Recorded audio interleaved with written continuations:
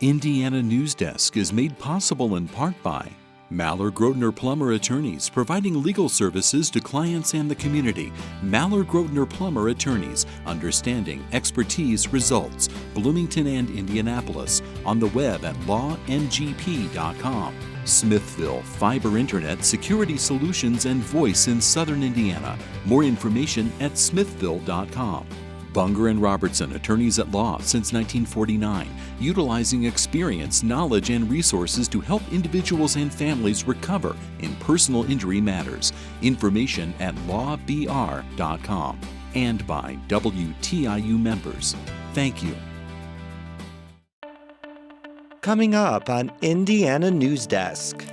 Street homelessness has been an issue in Bloomington for some time, but owners on the south side are saying it's now affecting their businesses. A lot of days we come to work and we have to work an hour just to open up our front door with all of the paraphernalia, food and clothing and bedding that's been left there. The Chamber of Commerce wants to see clearer enforcement rules for criminal trespass by the city. A new law calls for third grade students who failed to pass the state's iRead test to be held back in school. iRead 3 caused the classroom to become a pressure cooker, unlike anything that I think that people had seen for a very long time. The state estimates more than 7,000 more students could repeat third grade this year under the new provisions. And Republican lawmakers met behind closed doors this week to discuss redistricting the state's U.S. House map. We'll have these stories and more right now on Indiana Newsdesk.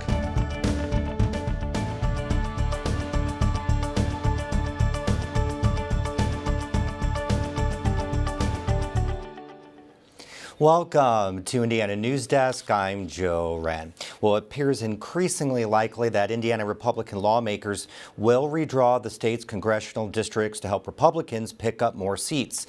Indiana Public Broadcasting's Brandon Smith reports voter advocacy groups delivered petitions from about 9,000 Hoosiers to the State House this week opposing that effort.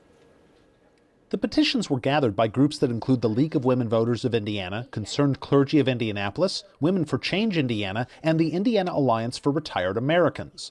Megan Robertson from Indiana Conservation Voters says the congressional map lawmakers drew just 4 years ago kept communities together. She says a new map would split them apart. We know that most of the legislators in this building know that this isn't what they should be doing.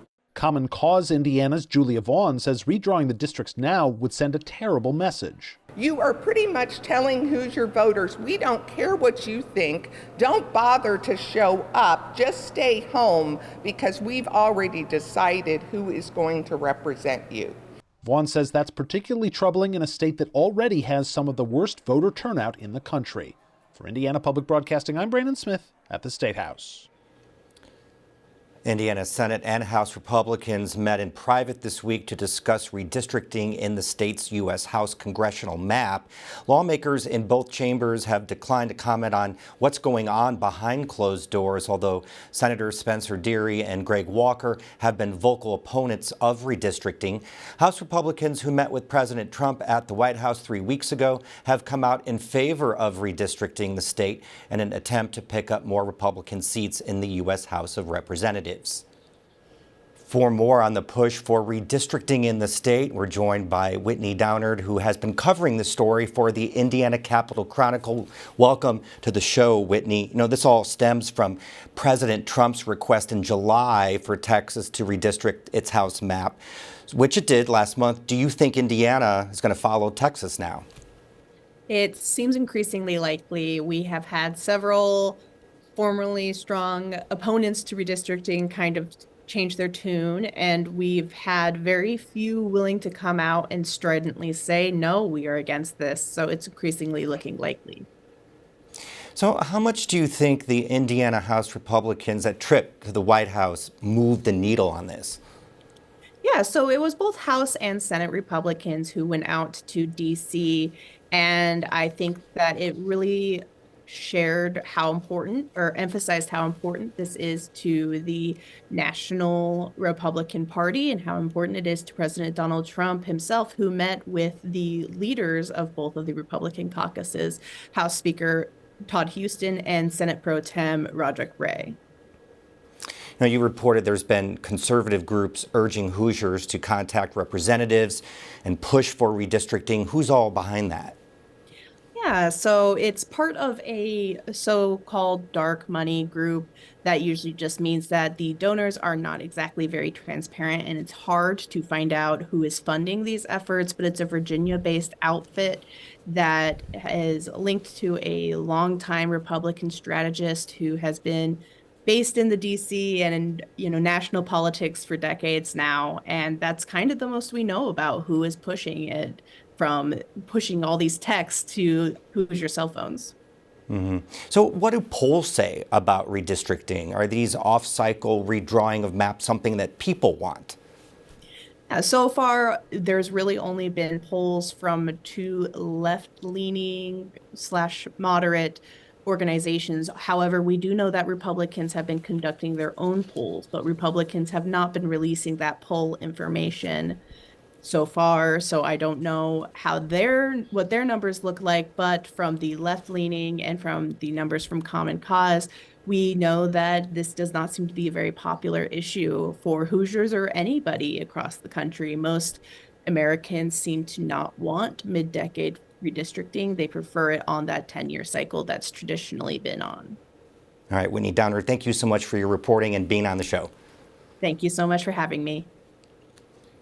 Well, just south of downtown Bloomington on Walnut Street, local businesses and property owners say they're losing business over problems caused by street homelessness. As Ethan Sandwise reports, despite the efforts of local government and nonprofits, some locals say they haven't seen improvements. Ty Osborne grew up at Stahl Furniture, and that's no exaggeration. His father managed the store since 1976 and bought it from Ray Stahl in the early 2000s. Now my son's in the business. He's third generation of Osborne's running the store, and I want to have a location where he's got a future and where I've got a future. That location, he says, isn't Bloomington. Walking along South Walnut Street, you'll notice a lot of empty lots and storefronts. Osborne says it's because of the uptick in street homelessness in the last 15 years. August is usually his busiest month, but this year he says he couldn't run an outdoor tent sale. A lot of days we come to work and we have to work an hour just to open up our front door with all the paraphernalia, food and clothing and bedding that's been left there. Almost every day there's trash somewhere on the property that's been left. Whether or not street homelessness is the root of Osborne's financial woes, its visibility is undeniable. Local ice cream shop, the Chocolate Moose, has existed under various names since the 1930s. Some of its long-term workers have seen these issues for years. I don't know if it's more of an issue within the community than it has been in the past, but for where we're at, in between the bus station, the park, liquor store, all of it, it's been an issue for the whole time. Davis says he does what he can to help, such as raising money and handing out water. Former coworkers from the Chocolate Moose have ended up living on the street nearby, and he says he has a good relationship with many homeless neighbors. Not everyone is respectful to his store and employees, though, and he's had to deal with threatening behavior.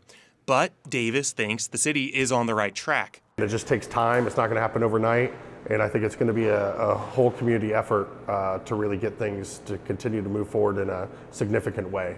Overnight change might not be a realistic expectation, but for businesses that have dealt with the side effects of homelessness for years, frustration has reached a boiling point. Discourse on social media has at points turned against local officials and nonprofits. Eric Spoonmore, president of the Bloomington Chamber of Commerce, says the problem can't be attributed to one organization, but the online conversation reflects valid frustrations. What I'm hearing from my membership is that things are not improving. And this is at a time where we have more resources, more local resources than ever being committed towards street homelessness in the community. The Chamber wants to see clearer enforcement rules for criminal trespass and better communications between property owners and the city. Spoonmore says city, county, and business leaders need to articulate a clear plan, and so far, they haven't done so. I have not seen what that unified strategy is from the leaders who are really there, whose jobs it is to provide that accountability for behavior in the community. But holding people to account for violations such as trespass and littering is complicated for a few reasons, says Forrest Gilmore, executive director for Beacon. He runs the Shalom Center, a day shelter for unhoused people on South Walnut. These are, crimes that are most definitely troubling and annoying and challenging, but they're not necessarily dangerous. They're just nuisances. When someone reports camping on private property, police will issue a warning and a trespass form. Depending on the number of people, moving them can take time. Arresting people for nuisance crimes, says Mayor Carrie Thompson, won't solve the issue. Just to be clear, we're not going to arrest our way out of this. And we really believe that we need to serve people before there's criminal activity. Thompson recognizes that the community's response to homelessness hasn't been working, and so far, community leaders haven't reached an agreement. The city provides grant money for small businesses to enhance their property safety and hygiene. It says it's provided around $23,000 in safety improvement grants to businesses on South Walnut specifically. Relief for this area may come from a new facility on West 3rd Street. Beacon plans to break ground later this month, drawing some of the homeless population elsewhere.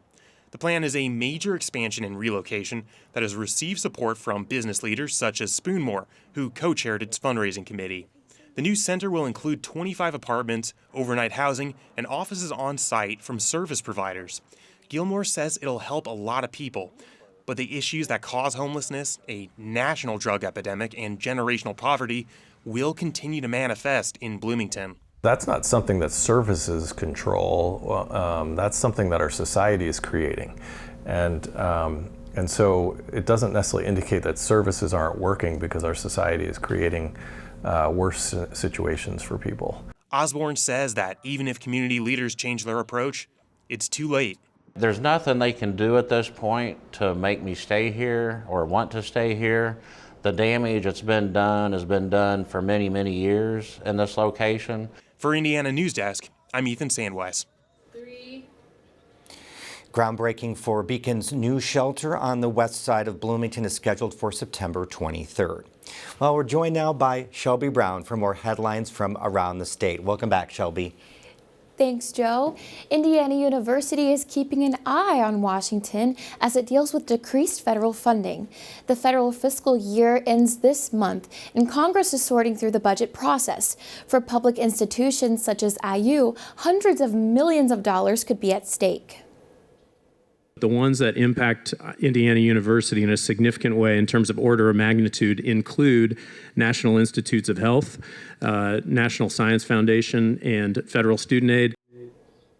Under President Donald Trump's administration, federal agencies are drastically narrowing support and sponsorship for higher education. IU already made some budget cuts in anticipation of at least a $40 million reduction in federal funding this year. Indiana University sank to near the bottom of the Foundation for Individual Rights and Expression college free speech rankings this year. As Aubrey Wright reports, the drop is tied to university's reaction to last year's protests in Dunn Meadow. Indiana University ranks 255th out of 257 schools in FIRE's survey released Tuesday, making it the lowest-rated public university. Like many other college campuses, FIRE says IU's ranking was influenced by the school's reaction to last year's anti-war encampment protests led by the Divestment Coalition. Hoosier students were deeply concerned with snipers on the roof of the IU Memorial Union.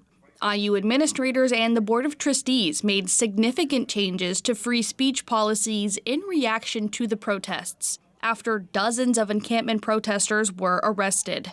The common thread with most of these schools, and at the bottom three especially, is students essentially, I think, in the administration had a really heavy-handed response to the protests. The university is also dealing with a lawsuit filed by the American Civil Liberties Union of Indiana over its expressive activity policy, which severely restricted overnight protests, gatherings, and First Amendment activity. IU was also docked points for canceling an LGBTQ+ conference focused on health issues. I'm not surprised to see them at the bottom and not surprised to see their administrative score be pretty low. And I imagine if we spoke with faculty as well and were able to include them in the survey, they probably wouldn't have many good things to say about the administration either. While IU's ranking dropped from 225th last year, Purdue University rose to the near top. It's ranked number 2 this year, though Stevens noted its rating is only 72.6 out of 100. Even the best schools are, average, slightly above average. For Indiana Newsdesk, I'm Aubrey Wright. The Fullerton Pike project, an east-west road connection in Monroe County, is set to open next week.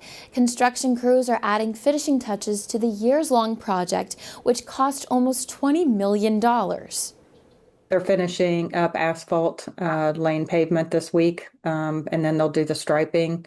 I know the traffic signal is on. It's just waiting to be full functioning once we open it up. A ribbon cutting on the Fullerton Bridge's west end near Rockport Road is scheduled for Wednesday. The completion of the project's third and final phase will close the gap between West Gordon and West Fullerton Pikes, connecting traffic in the southwest part of Monroe County to I-69.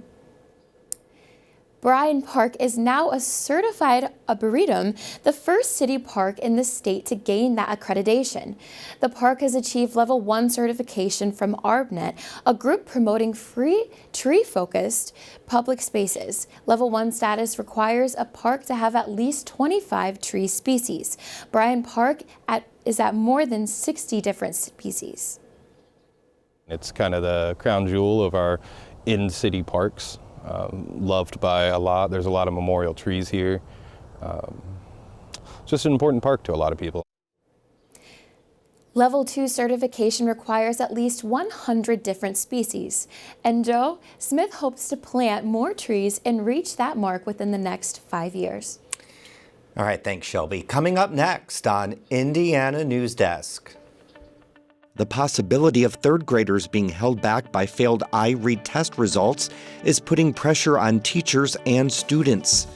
And Monroe County Community Schools and the Teachers Union are set to begin negotiations on a new contract next week. These stories and more right here on Indiana Newsdesk. Hello, I'm Todd Gould, Senior Producer Director at WTIU. I've personally devoted nearly 40 years of my life producing PBS arts and documentary films about important stories from Indiana, the arts, history, and people that make Hoosiers great. Despite government cutbacks, we will never stop telling Indiana's stories, your stories. Please donate now to keep this station strong. Become a sustaining monthly member at WTIU.org. Welcome back to Indiana Newsdesk. The Monroe County Community School Corporation starts contract negotiations with the Teachers Union next week. In a union survey, 25% of teachers report they have a second job outside of school. Our Isabella Vesperini has more on why this year's collective bargaining is especially important. Every 2 years, when the state budget is released, MCCSC and the Teachers Union meet to negotiate salaries and benefits, such as medical and dental insurance. This year, with state budget cuts, the school corporation has less money. The union doesn't know how much less. The state has not given it to the school corporation to then allow us to bargain with it. So instead, our teachers are looking at other options for how to continue having excellent schools, but also being able to pay for their own lives and their own families' lives.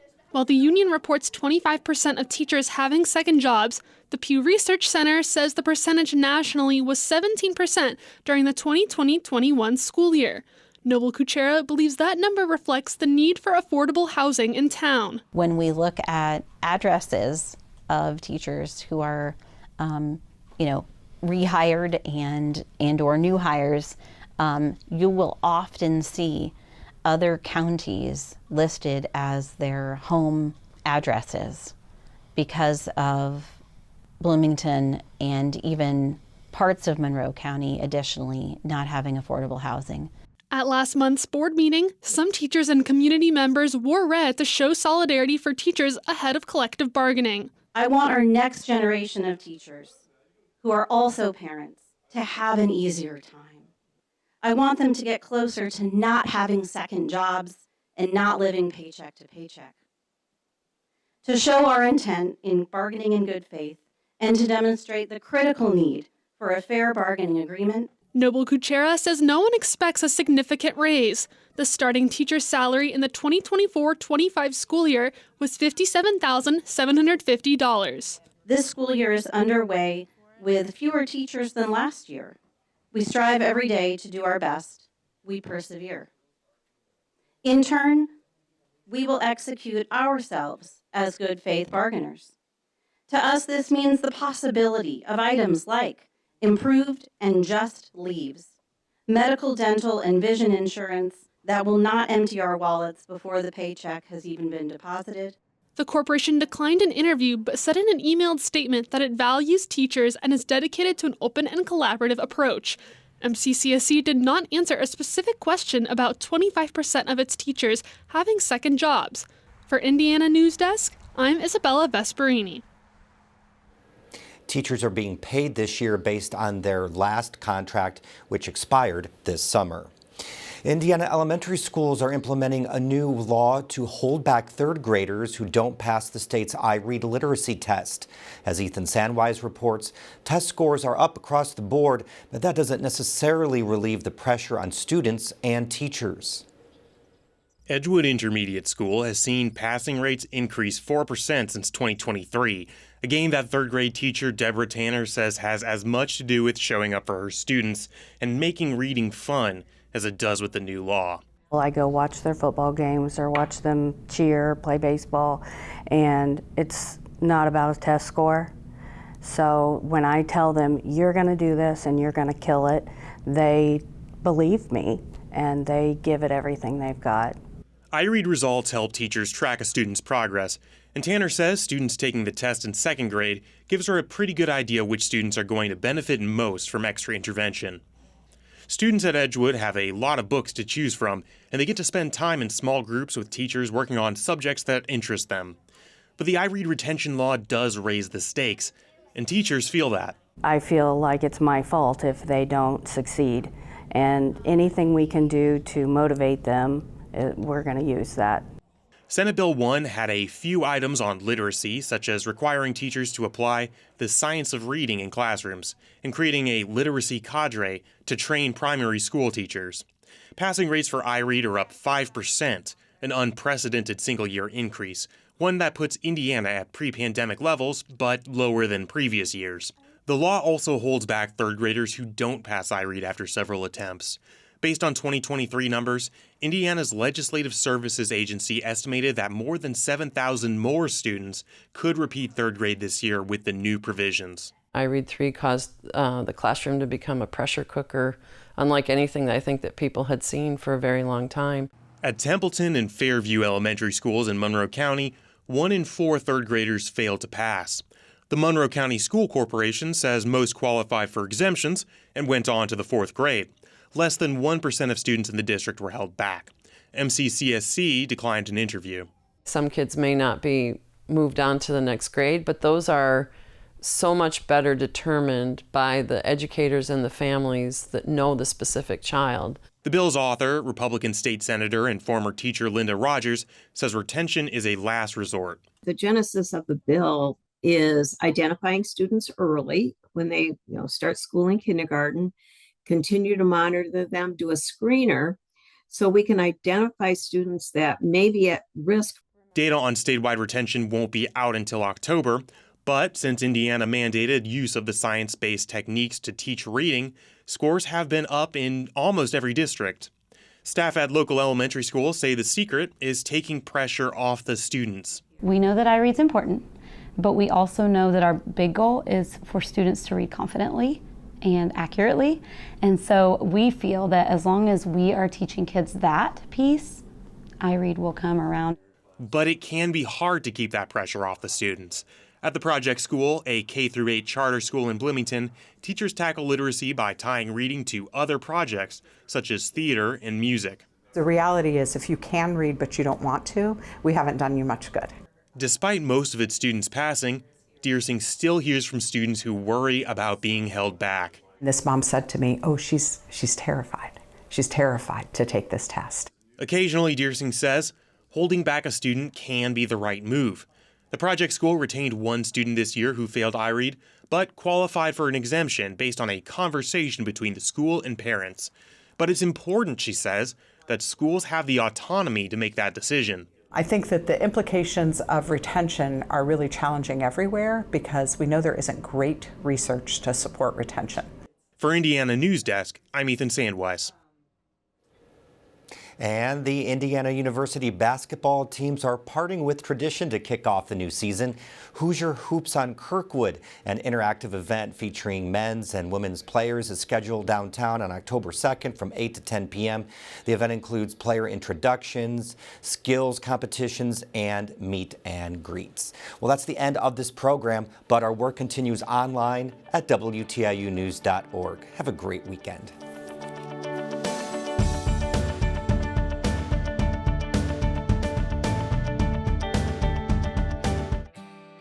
Indiana Newsdesk is made possible in part by Maller Grotner Plummer Attorneys, providing legal services to clients and the community.